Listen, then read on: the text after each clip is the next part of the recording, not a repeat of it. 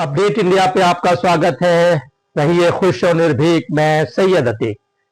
दर्शकों, international politics पर अगर हम बात करें इस वक्त, तो सबसे जो गंभीर मसला है, सबसे सेंसिटिव इशू इस वक्त है ईरान और इस्राइल कॉन्फ्लिक्ट का। दर्शकों, आपको याद होगा कि 2003 में अमेरिका के विदेश मंत्री ने अपने पार्लियामेंट में एक छोटी सी बोतल को लहराते हुए ये बात कही कि इराक इस वक्त मोहलिक हथियार यानी गंभीर परिणाम जिससे दुनिया को भुगतना पड़ेगा, यूरेनियम हथियार बनाने जा रहा है। और उस बेस पर तकरीबन 3 लाख आर्मी के लोगों ने डिफरेंट यूरोपियन मुल्क के इराक पर हमला किया। फिर 2 साल के अंदर इराक की हुकूमत का तख्ता पलट दिया, सद्दाम हुसैन को फांसी दे दिया। आज 22 साल के बाद फिर इसराइल ने ऐसे वक्त में जब अमेरिका और ईरान की एक बातचीत होने जा रही थी और ईरान और अमेरिका की जो समझौते और कुछ बातचीत होती, इससे बिजनेस और के रिलेशन बढ़ते, इसराइल ने भी इस बात का हवाला देकर के कि ईरान एक मोहलिक हथियार बना रहा है, परमाणु हथियार का शुरू करने जा रहा है, जिससे दुनिया को खतरा होगा, ईरान पर हमला कर दिया। डॉक्टर अजहर अब्बास साहब हमारे साथ हैं, जो इंटरनेशनल पॉलिटिक्स के एक्सपर्ट हैं। इससे पहले भी अपडेट इंडिया पे आपने इनके व्यूज को सुना, और इंटरनेशनल पॉलिटिक्स की जब बात आएगी तो डॉक्टर अजहर अब्बास साहब का नाम आता है, जो डिटेल से दर्शकों आपको इन तमाम पहलुओं पर बताएंगे। तो डॉक्टर साहब, ये यूरोप का, इसराइल का, कभी अमेरिका का, क्या इस तरह का जो इल्जाम कभी इराक पे लगता है, अब ईरान पे लगा, क्या मकसद इसके पीछे है? क्या पस मंजर, क्या बैकग्राउंड है, आप बताइए। देखिए, सारी परेशानी अमेरिका, इसराइल और यूरोपियन कंट्रीज की ये है कि ईरान उनके आगे न झुकने को तैयार रहा। इस्लामी इनकलाब के बाद न इनसे दोस्ती की, न इनसे हाथ मिलाया, न इनके साथ चले, न इनकी कोई बात मानी। अब ये इस अपनी दबी हुई ख्वाहिश में डूबे हुए हैं कि किसी तरह इराक की तरह ईरान में रिजिम को चेंज करा दें, और इसको चेंज कराने के लिए उनके पास इससे माकूल जवाब और बहाना नहीं है कि ईरान जो है वो न्यूक्लियर वेपन्स तैयार कर रहा है। पिछले 20 साल से दुनिया सुन रही है, कोई आदमी ऐसा नहीं बचा जिसने इस इल्ज़ाम को न सुना हो कि ईरान न्यूक्लियर हथियार बना रहा है। 20 सालों में अभी तक तो बन नहीं पाया। और अगर ईरान में जो सुप्रीम लीडर हैं, उनका इस पे फतवा है कि हम कोई भी इंसानियत के लिए मौलिक हथियार यानी न्यूक्लियर बम नहीं बनाएंगे। और ईरान ने बार बार इसको डिनाई किया, खंडन किया, इनकार किया। लेकिन ये चूंकि अगर ये वाला मसला नहीं होता तो कोई दूसरा बहाना तलाश करेंगे। ईरान को अगर दिलचस्पी होती इस चीज से, तो 20 सालों में वो नॉर्थ कोरिया से, जिसको पैसे की जरूरत है, एटॉमिक हथियार खरीद लेता। उनका दरबार खुला है, पैसा दे दो, दे देंगे। 20 साल में कोई भी मुल्क अगर किसी टेक्नोलॉजी पे काम कर रहा है तो उसका रिजल्ट आ जाना चाहिए था। ये झूठा प्रोपेगेंडा है। ये दुनिया को गुलाम बनाना चाहते हैं। अमेरिका चाहता है सारी दुनिया उसके डंडे के नीचे रहे, दुनिया का हर मुल्क उसको सजदा सलामी करे। वो जो कह दे किसी भी देश के हाकिम से, वो उसको फौरन माने, और ना माने तो फिर उसका नतीजा भुगतेगा। डॉक्टर साहब, लेकिन अभी तक अमेरिका का डायरेक्ट इसमें कोई इन्वॉल्वमेंट तो है नहीं। देखिए, ऐसा है कि डायरेक्ट ना हो, इनडायरेक्ट तो है। सारी दुनिया जानती है कि इसराइल के पास जितने वेपन्स हैं, जितने हथियार हैं, जितने उसके पास प्लेन हैं, फाइटर्स हैं, मिसाइल्स हैं और डिफेंस सिस्टम है, जितना भी एयर डिफेंस सिस्टम है, सब अमेरिका का दिया हुआ है। इसराइल ने क्या बनाया है?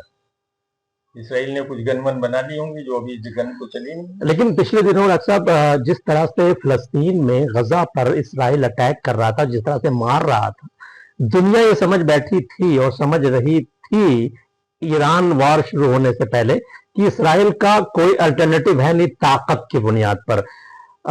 क्या इस वक्त ईरान और जिस तरह से जो मीडिया में दिखाया जा रहा है, जिस तरह से ऑफेंसिव है, बल्कि मैं कहूंगा कि डिफेंस में जिस तरीके से तबाही तल अवीव वगैरह पे मचती हुई दिखाई दे रही है, तो क्या ईरान के पास एक तरफ तो वो यूरेनियम हथियार नहीं बना रहा है, लेकिन इतनी ताकत आई कहां से? देखिए, ईरानी जो है बड़ी रिसर्च करने वाली कौम है और बड़ी मशक्कत करने वाली जंगजू बहादुर कौम है।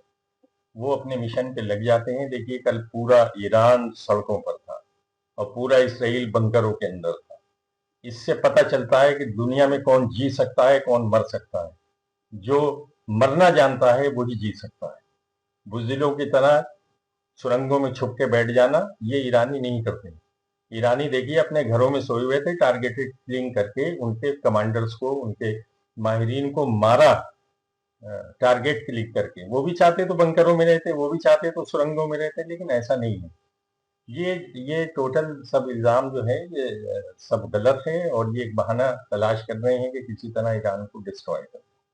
अगर सब अभी चूंकि वहाँ जो जंग का माहौल है ईरान में, तो अभी ये खबर आई, आपने सुना होगा कि ईरान ने बावजूद इसके कि जंग चल रही है, हिंदुस्तान के जो बच्चे वहाँ पे मेडिकल की पढ़ाई कर रहे हैं उनके लिए अपने एयरबेस को खोला और सकुशल हिफाजत के साथ हिंदुस्तान पहुंचाने का इंतजाम किया। इस वक्त हिंदुस्तान का, खासतौर से गवर्नमेंट का क्या नजरिया है इस वार को लेकर के? देखिए, हमारे मुल्क की फॉरेन पॉलिसी जो है वो दुनिया में फेल हो चुकी है। हमारी फॉरेन पॉलिसी हमारी समझ में नहीं आता कि हम किसके साथ खड़े हैं, हमारे साथ कौन है। जब हम किसी के साथ खड़े नहीं होंगे तो हमारे साथ कोई नहीं होगा। इसी वजह से रशिया हमें छोड़ के भाग गए, क्योंकि यूक्रेन की जंग में हमने अपने मोहसिन का और हमारे साथ जो लड़ा था 71 में हमारे साथ खड़ा था, हमने उसका साथ नहीं दिया। इसका नतीजा ये हुआ कि रशिया हमें पाकिस्तान से जंग में छोड़ के भाग गए। सारे पड़ोसी हमारे दुश्मन बन गए।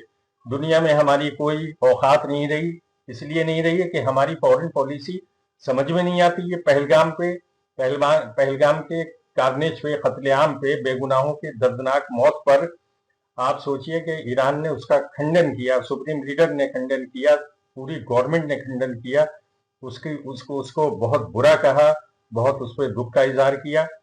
लेकिन और हमारे हजारों साल पुराने रिश्ते ईरान से हैं। ईरान से बिजनेस के ट्रेड रिलेशन है। चाबहार बंदरगाह जो हिंदुस्तान के लिए ईरान ने वहां तैयार की है कि हिंदुस्तान और ईरान मिलकर ट्रेड कर सके वहां से, और उसमें पाकिस्तान को नहीं घुसने दिया ईरान ने, चाबहार बंदरगाह पे। तो हम यहाँ पर हम चुप बैठे हैं। जब ईरान के ऊपर अटैक किया इसराइल ने, तो हमने उसको हमने बुरा कहा, ना उस पर हमने कोई जो है वो ऑब्जेक्शन किया। अभी तक कोई ऑफिशियल स्टेटमेंट नहीं है हिंदुस्तान का, कोई स्टेटमेंट नहीं आया। तो ये पॉलिसी क्या होगी कि ये दोस्तों को खोती चली जाएगी आहिस्ता आहिस्ता। इससे हमारे दुनिया में दोस्त कम, कनाडा हमारे खिलाफ हो गया, ट्रंप हमारे खिलाफ हो गया।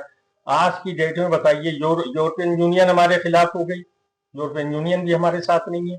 आप देखिए, ईरान ने अपनी एयर स्पेस इंडिया के लिए खोली और इसराइल में हमारे इंडियंस को बंकर्स में नहीं घुसने दिया। वीडियो आ रही हैं, और उनको घुसने नहीं दिया। ये कहा गो इंडिया, गो इंडिया। यहूदियों ने घुसने नहीं दिया उसमें। ये काम ईरान नहीं कर सकता था, ये काम कोई मुस्लिम मुल्क नहीं कर सकता था कि हमें हमारे हिंदुस्तानी को, किसी शहरी को वो महफूज न रहने दे। तो आप ये इससे उसके बाद भी हमारे यहाँ खामोशी है, हमारी समझ में नहीं आती ये बात। इस तरह से हमारा दोस्त दुनिया में कोई नहीं बन पाएगा। हमें कोई एक स्टैंड लेना पड़ेगा। अगर आप इसराइल के साथ हैं तो खुल के इसराइल के साथ हो जाइए, लेकिन आप जो है वो खामोश रहकर ये चाहें कि दुनिया हमसे खुश हो जाए, तो ऐसा दुनिया में कहीं नहीं होता। डॉक्टर साहब, एक चीज और बताइएगा हमारे दर्शकों को। ईरान में इस वक्त जैसा कि हम यूरोपियन मीडिया ये लिख रहा है कि वहां पे प्रोग्रेसिव गवर्नमेंट नहीं है, और इसराइल का या अमेरिका का ये मकसद है कि वहां से जो इस्लामिक रिवॉल्यूशन की हुकूमत है उसको खत्म करना मकसद है। آپ ایک چیز اور بھی بتائیے گا کہ آیت اللہ خامنی کیا ہے، روحانی پیشوا کیا ہوتا ہے، کیا وہ پریسیڈنٹ ہے؟ کیونکہ جنتا کو اس چیز کا ابھی تک احساس نہیں ہوا ہے کہ وہ کیا ہے، کنفیوز ہے کہ آیت اللہ خامنی صاحب کیا ہے، وہاں پر کیا ان کی رسپیکٹ کیا ہے، ان کا مرتبہ کیا ہے؟ دیکھیے ایران جو ہے وہ وہاں پہ جو گورنمنٹ ہے وہ الیکٹڈ ہے اور الیکٹرول پولیٹکس سے نکل کے آتے ہیں. اس میں جو یہ یورپین یونین کہتی تھی کہ ہارڈ لائنر جو ہے وہ جیت جاتا ہے، لیکن اس بار تو بہت ہی ماڈریٹ جیتے جو پریسیڈنٹ ہیں. دوسری بات یہ کہنا چاہوں گا کہ اسلامی انقلاب آیا اسلامی حکومت کے نام پر، وہاں کوئی بادشاہت نہیں قائم ہوئی. وہاں پر آیت اللہ خامنئی صاحب کا جو مرتبہ ہے، رتبہ ہے، وہ ایز اسلامک ہیڈ ہے. اسلامک ہیڈ جو ہے وہ جیسے کسی زمانے میں امام ہوتے تھے، خلیفہ ہوتے تھے، کہ وہ طے کرتے تھے امور سلطنت کو اور فائنل آرڈر وہاں سے ہوتا تھا. باقی تو جو ان کے جو منسٹرز ہیں، جو ان کے پریسیڈنٹ ہیں، یہ لوگ بناتے ہیں پالیسی، جو ان کے سائنٹسٹ ہیں، جو کچھ بھی ہیں، لیکن فائنل آرڈر وہیں سے ہوتا ہے. ان کی حیثیت ایک اسپریچول لیڈر کی ہے، اس سے زیادہ نہیں. اچھا کسی بھی جگہ پر آپ دیکھیے کہ یورپین یونین تو یہ چاہتی ہے، یا یورپ کے امریکہ کے لوگ کہ عورتیں ننگی پھریں اور وہاں پر مرد مرد سے شادی کریں، عورت عورت سے شادی کرے.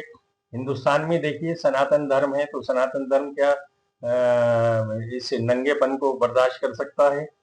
کوئی نہیں کرے گا. دنیا میں جو مذہبی لوگ ہیں وہ نہیں کریں گے، کیونکہ دنیا میں مذہب سماج بنانے کے لیے آیا ہے.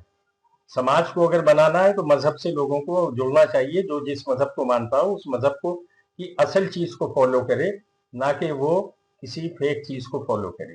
جب مذہبی ہو جائے گا تو دنیا میں شانتی بھی رہے گی، انصاف بھی ہوگا، جسٹس بھی ہوگا. لیکن جب مذہب سے دھرم سے دور ہو جائے گا تو پھر وہ دنیا ہی دنیا اس کے سامنے دکھائی دے.